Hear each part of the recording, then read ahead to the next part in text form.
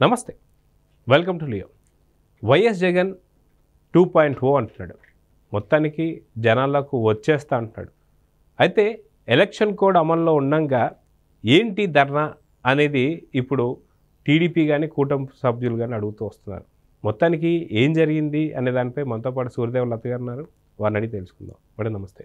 నమస్తే madam, YS Jagan చాలా గత కొంతకాలంగా నేను ప్రజల్లోకి వస్తున్నాను, వస్తే ఖచ్చితంగా ప్రతి ఒక్క నియోజకవర్గంలో 3 రోజులు బస చేస్తానని చెప్పి మాట్లాడుతూ దాదాపు జనవరి కన్నా ముందు నుంచే చెప్తున్నటువంటి మాటలు కాస్త ఇప్పుడు 3 నుంచి 4 సార్లు వాయిదా పడ్డాయి. ఫీజు పోరన్నాడు, అది జరగలేదు, ఏదో నేతలకు చెప్పారు, వాళ్ళు సరిగ్గా స్పందించలేదు. కనీసం జగన్కి ఉన్నటువంటి పట్టుమని పక్కన ఉన్న 10 మంది ఎమ్మెల్యేలు కూడా ఎక్కడ కూడా మనకి ఇప్పటిదాకా కనిపించినటువంటి దాఖలాలు లేవు. నిన్న కూడా మనం చూసుకుంటే వల్లభనేని ములాఖాత్ టైంలో కూడా ఎక్కడో కూడా ఈ 10 మంది ఎమ్మెల్యేలు అయితే లేరు. ఇప్పుడు 10 మంది ఎమ్మెల్యేలు ఉన్నారా లేదా అనేది ఒక పక్కనైతే నిజంగా గుంటూరు మిర్చి యార్డ్ దగ్గర తను చేసింది ఏంటి అంటే ఏం చెప్తారు? అంటే గుంటూరు మిర్చి యార్డ్ దగ్గర చేసిన పనులు ఎలాంటివి అంటే వీళ్ళేమో అంటే మనం చూస్తుంటాం సినిమాల్లో కాదు, ఒక రౌడీయిజం ఎలా చేస్తారో అంటే అక్కడ నేను అనుకుంటాను వాళ్ళ స్థానికులు కూడా అయ్యి ఉండరు. ఎవరినైతే ఎంటబెట్టుకొని వెళ్ళాడో అక్కడ అల్లర్లు సృష్టించారో వాళ్ళ స్థానికులు కూడా అయ్యి ఉండరు. ఎందుకంటే స్థానికులు అయితే ఐడెంటిఫై చేయగలటం ఈజీ అయిపోతుంది.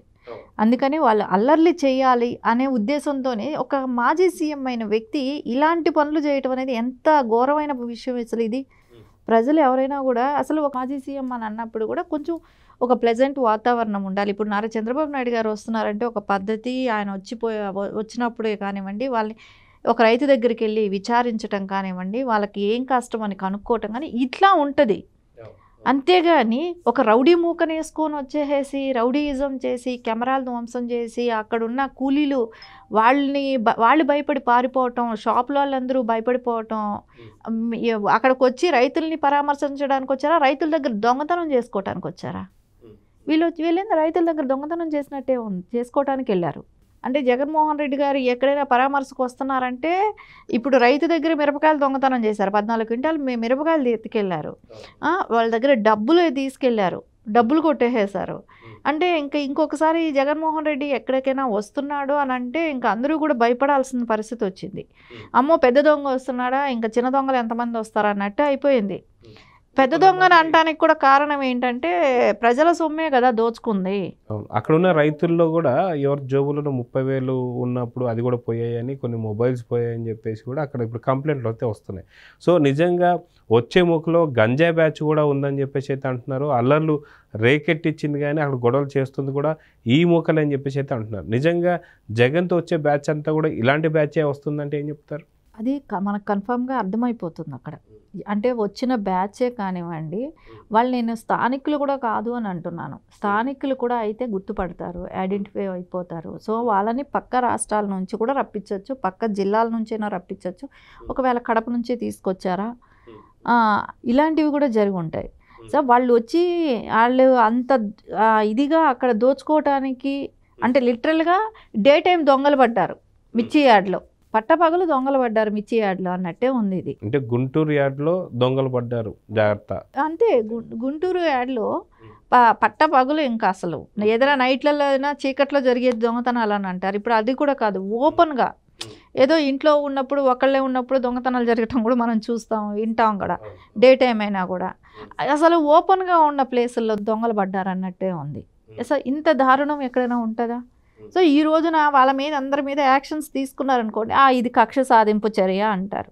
అంటే వీళ్ళకి కొంచెమైనా జ్ఞానం ఉందా? అసలు మొత్తం ఓపెన్గా అందరూ చూస్తున్న విషయమేగా. మీడియా కవర్ చేస్తుంది, మీడియా పగల కొడుతున్నారు, మీడియా వాళ్ళని ఇబ్బంది పెడుతున్నారు, రైతులను ఇబ్బంది పెడుతున్నారు, కూలీలు పారిపోతున్నారు, అక్కడ నుంచి భయపడి వెళ్ళిపోతున్నారు, దొంగతనం చేసుకొని వెళ్ళిపోతున్నారు, సెల్ ఫోన్స్ డబ్బులు అన్నీ కాజేస్తున్నారు.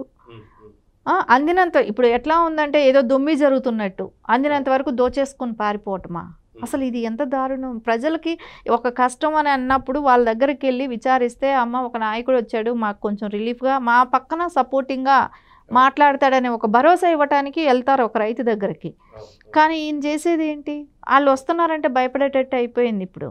గతంలో కూడా మనం చూస్తే ఏదైతే సిద్ధ సభలు కావచ్చు, లేదంటే మనకు జగన్ ఎవరైనా కలవడానికి వెళ్ళినా సరే అక్కడున్న పంట పొలాలని పూర్తిగా తొక్కేసి నాశనం చేసి వెళ్తున్నటువంటి సందర్భాలు మనం చూసాం. కానీ కూటమి ప్రభుత్వం సంబంధించి అటు జనసేన కావచ్చు, టీడీపీ కావచ్చు, బీజేపీ కావచ్చు, వీళ్ళకి సంబంధించి ఎవరైనా వెళ్ళినప్పుడు చాలా స్ట్రిక్ట్ వార్నింగ్, ఎక్కడ కూడా మొక్కల్ని కానీ పంటల్ని కానీ నాశనం చేయొద్దన్నటువంటి యొక్క వార్తలు మనం చూసాం. అటు పొలాలు పూర్తిగా నాశనం చేసి ఇక్కడ మిర్చి యార్డ్లో ఉన్నటువంటి యొక్క సొత్తును కూడా దొంగతనం చేస్తూ ఉంటే నిజంగా రేపు పొద్దున జగన్ ఎక్కడికైనా వస్తున్నాడు అంటే జనాలు జాగ్రత్త ఉండాలా, లేదంటే ఏం చెప్తారు? ఇక్కడ జనాలు ఎంత జాగ్రత్తగా ఉన్నారు కాబట్టే కొంచెం ఒక చేంజ్ అనేది వచ్చింది కాబట్టి 151 నుంచి 11కు పడిపోయారు. ఇంకొకటి ఆయన అనుకుంటున్నాడు నాకు 39% వచ్చింది, ఓట్ బ్యాంక్ ఉంది అని అనుకున్నాడు. సరే, దానిలో ఉన్న వాళ్ళు కూడా కొంతమంది నాయకులు అది సపోర్ట్ ఉండబట్టే ఆ మాత్రం వచ్చింది కదా, దానిలో కూడా ఉన్న నాయకులు వెళ్ళిపోతున్నారు. సరే, ఇప్పుడు ఆయన పక్కన ఉన్న ఈయన కాకుండా ఇంకో 10 మంది ఎమ్మెల్యేలు ఉంటారంటే అది కూడా లేదు. అంటే వాళ్ళ పేర్లు కూడా తెలియదు. వాళ్ళ పేర్లు కూడా పెద్దిరెడ్డి రామచంద్రారెడ్డి పేరు ఒకటి తప్ప మిగతా ఉన్న 9 మంది ఎవరు అంటే ఎవరి పేర్లు ఎవరికి తెలియదు. అంత ఐడెంటిఫై పర్సన్స్ కూడా కాదు. ఐడెంటిఫై పర్సన్స్ కాదు. 3 నుంచి 4 కొత్త ఎమ్మెల్యేలు. వాళ్ళు కూడా ఉంటారా వెళ్ళిపోతారా అనేది కూడా నమ్మకం లేదు. ఎందుకంటే అసెంబ్లీకి వెళ్ళకపోతే రేపు పొద్దున 60 రోజులు అసెంబ్లీ సెక్షన్స్ కానీ వెళ్ళలేకపోతే సో వాళ్ళ ఇది కూడా అనర్హత పడుతుంది. సో అప్పుడు వాళ్ళ ఎమ్మెల్యేలుగా వాళ్ళు ఉండటానికి కూడా అర్హత లేదు. సరే, ఇప్పుడు ఉన్నారా అంటే అది కూడా కన్ఫామ్గా చెప్పలేక ఏ రోజు కూడా జగన్తో పాటు కనిపించింది కూడా లేదా. అది కూడా ఉన్న పెద్ద లీడర్లు కూడా మారిపోతున్నారు. ఇప్పుడు ఉన్న పెద్ద లీడర్లు మారిపోతున్నారు. సరే, ఇంకొక కేటగిరీ తీసుకుంటే ఇట్లా దొమ్మిలికో ఇలా చేసే వాళ్ళని ఉంచుకున్నాడు కూడా. ఉంచుకుంటే అది కొంతమంది ఇట్లా ఉంటుంది అంటే వాళ్ళైనా కూడా పెయిడ్ లాంటి వాళ్ళే. ఇప్పుడు మీరు ఇట్లాంటి దొమ్మిలు చేసేవాళ్ళు వీళ్ళేంటి డబ్బులు ఆశ చూపెడితే వస్తారు. సో రేపు ఇదంతా పెయిడ్ ఆర్టిస్ట్ లాంటి వాళ్ళే వీళ్ళు. మీ మీద కేసులు రాకుండా మేము చూస్తామనే కానివ్వండి, మేము కేసులు వస్తే మేము చూసుకుంటాం అంటమే కానివ్వండి, వాళ్ళకి డబ్బులు ఇచ్చి తీసుకురావటమే కానివ్వండి, ఇవన్నీ చేసిన వాళ్ళే. సో వీళ్ళకి ఎక్కడ డబ్బులు ఇస్తేనో లోకల్గా ఉన్న ఇన్ఫ్లుయెన్స్తోనో వాళ్ళకి అక్కడ డబ్బులు వస్తేనో వెళ్ళిపోతారు. సో అది ఉన్న ఓట్ బ్యాంకు అది ఎప్పుడూ కూడా అది స్టాండర్డ్ కూడా కాదు. జగన్మోహన్ రెడ్డికి నాయకులు వెళ్ళిపోతేనే ఆ ఓట్ బ్యాంక్ దానిలో ఇంకో 20% పోద్ది.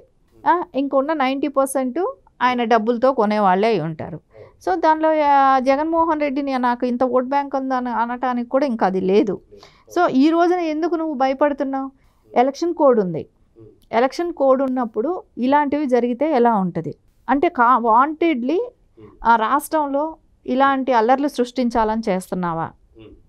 ఎమ్మెల్సీ ఎలక్షన్ పెట్టుకొని ఇలాంటివి ఏమన్నా చేస్తారా?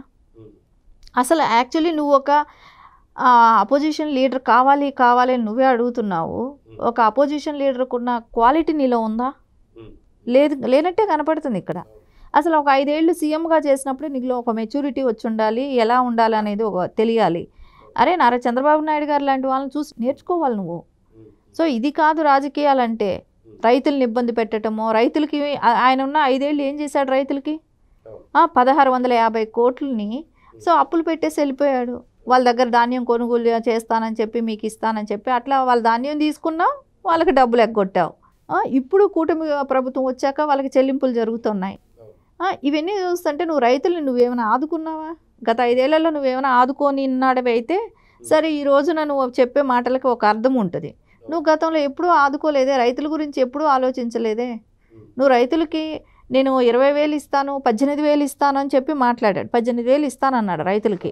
ఇస్తానన్నప్పుడు నువ్వు ఎక్కడిచ్చావు? సెంట్రల్ గవర్నమెంట్ ఇచ్చింది కనపడుతుంది. సరే, వీళ్ళు ఇచ్చింది ఏమిటి? స్టేట్ గవర్నమెంట్ అప్పుడు ఏమి ఇచ్చింది? వీళ్ళు చెప్పింది ఎంత ఇస్తామన్నారు? 18,000 ఇస్తామన్నారు. ఇచ్చారా? ఇవ్వలేదు కదా. అంటే ఇవన్నీ చూస్తుంటే ఇప్పుడు కూడా కూటమి ప్రభుత్వం ఆయన ఏదైతే బకాయిలు పెట్టెళ్ళాడో అవన్నీ కూడా కూటమి ప్రభుత్వం ఈ రోజున అవన్నీ క్లియర్ చేస్తూ ఉంది.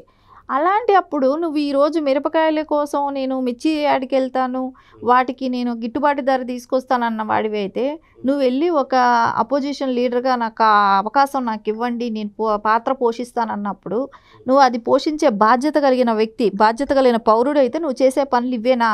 రైతులనే భయభ్రాంతులకు గురి చేస్తున్నావు.